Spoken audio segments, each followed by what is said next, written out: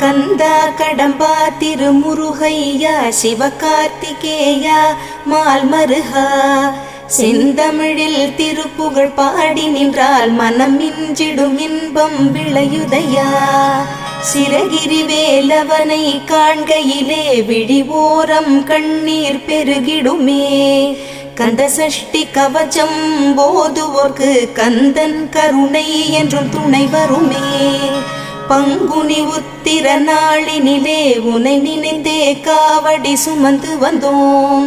புன்னகை புரியும் ஷண்முகனே உன் சன்னதி தேடி ஓடி வந்தோம்.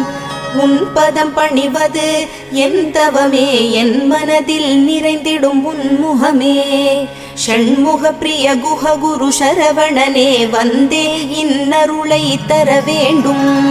தென்பழனி மலையில் ஆண்டி முகம் சென்னிமலை